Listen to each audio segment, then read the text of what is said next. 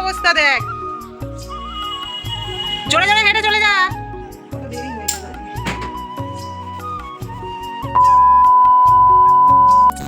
কি যে হচ্ছে বাড়িতে সত্যি বলতে বুঝতে পারছি না, একটার পর একটা ক্ষতি যেন লেগেই আছে বাড়িতে, যেন মনে হচ্ছে ভূত ঢুকেছে।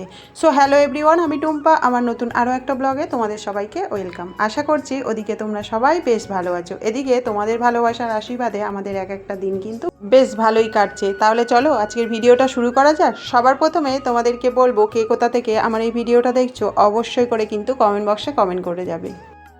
ছেলের যেহেতু স্কুল খুলে গিয়েছে তাই আর শুয়ে থাকার জো নেই, তাই আমাকে প্রত্যেক দিন কিন্তু ভোর 5টায় উঠতেই হচ্ছে। আর এদিকে তো ছেলে চলে গিয়েছে পড়তে, আর আমিও দেখো কাজে লেগে পড়েছি। সবার প্রথমে তো একটু ব্যায়াম করে নিলাম, কারণ নিজের শরীরটাকেও ভালো রাখতে হবে।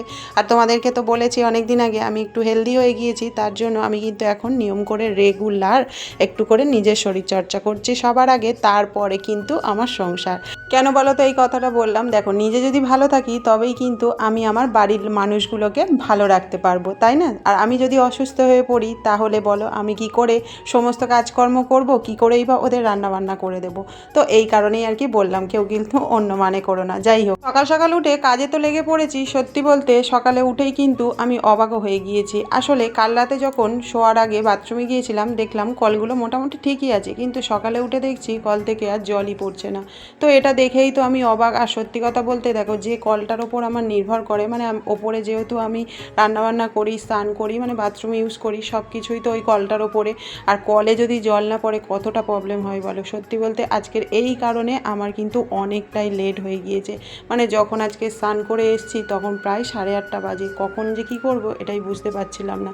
আর তার জন্যে তোমরা তো দেখলেই আগে তাড়াহুড়ো করে ভাতটা বসিয়ে দিলাম একদিকে, আর একদিকে কিন্তু চায়ের জলটাও বসিয়ে দিলাম, কারণ ছেলে তো স্কুলে যাবে, কারণ আমাকে খুব তাড়াতাড়ি করে রান্নাটা কিন্তু কমপ্লিট করতে হবে।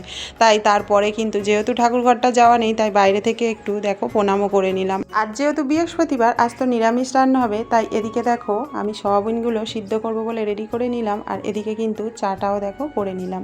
তো সত্যি কথা বলতে যেদিন যেন গুলিয়ে যায়, সব কিছুই যেন গুলিয়ে যায়, মানে কোন কাজটা আগে করব, কোন কাজটা পরে করব, কি করব, মানে সব যেন গন্ডগোল হয়ে যায়। এদিকে যেহেতু আমার ছেলের স্কুলটা খুলে গিয়েছে, আমার সত্যি বলতে এতটাই তাড়া থাকে, আর কি বলো তো, একা হাতে সমস্তটা করতে গিয়ে না আমার ওপর প্রচুর আর কি চাপ পড়ে যায়। সত্যি কথা বলতে আমার শরীরটাও খুব একটা ভালো যাচ্ছে না কদিন ভর। তোমাদেরকে তো বলেছি, মানে ঠান্ডা লেগেছে, গলায় ব্যথা, কাশি হচ্ছে, তার সাথে শরীরটাও যেন কেমন দুর্বল দুর্বল লাগে।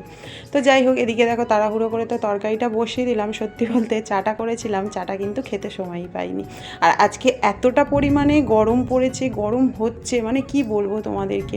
তো ফাইনালি দেখো তরকারি তো হয়ে গেছে। আর সত্যি কথা বলতে কালকের ডিমের তরকারি করেছিলাম, সেই তরকারি কিছুটা ছিল, ওটাও গরম করে ছেলেকে দিয়ে দিলাম, আর তার সাথে কিন্তু সয়াবিনের তরকারিও দিয়ে ওকে ভাতটা দিয়ে দিলাম। আর এদিকে দেখো চাটা আমি ফের আবারও করে নিলাম, নিয়ে রুটি দিয়ে আমিও খেয়ে নিলাম। আর আমি তো জানোই আমি সত্যি বলতে রিচ কিছু খাবার পছন্দ করি না, আমি একটু সিম্পল, মানে রুটি হবে, মুড়ি হবে, এরকম কিছুই টিফিনে খেতে ভালোবাসি। টিফিন কেন, মানে রাতে দুপুরে সব সময় আর কি।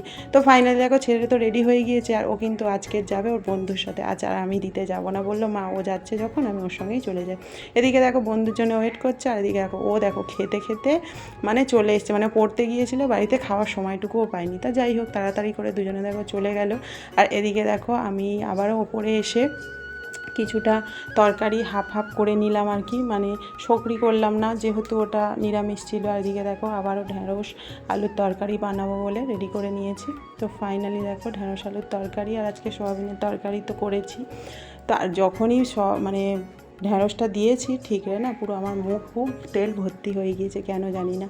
তো ফাইনালি দেখো ঢ্যাঁড়সের তরকারি তো আমি বসিয়ে দিয়েছি। আর সত্যি কথা বলতে বাড়িতে না, মানে কী যে হচ্ছে বুঝতে পারছি না, একটার পর একটা প্রবলেম যেন আমাদের লেগেই আছে, সমস্যা কিছুতেই আমাদের পিছু ছাড়ছে না, এই আর কি। যাই হোক সব কিছু নিয়েই আমাদেরকে চলতে হবে, কিছু করার নেই। যাই হোক তারপরে রান্না তো কমপ্লিট হয়ে গিয়েছিল, আমি কিন্তু একটু রেস্ট নিচ্ছিলাম, একটা দুটো ভিডিও বানালাম। তো ফাইনালি দেখো অনেকটাই বেলা হয়ে গিয়েছে, মাকে তো ভাতটা দিয়ে দিয়েছি, আর আমিও কিন্তু মার সাথে সাথে ভাত দিয়ে নিয়েছি, কারণ হচ্ছে সত্যি বলতে খিদেও পেয়েছে, কারণ সেই কখন দুটো রুটি খেয়েছিলাম। তো ফাইনালি খাওয়া দাওয়া সেরে উঠেছি। আর এদিকে দেখো ঝড় উঠেছে, মানে একদম অন্ধকার করে এসছে, ফোনে হয়তো বোঝা যাচ্ছে না। যাই হোক আজকের ভিডিওটা কেমন লাগলো অবশ্যই করে কমেন্ট করতে ভুলো না। দেখা হচ্ছে পরের ভিডিওতে।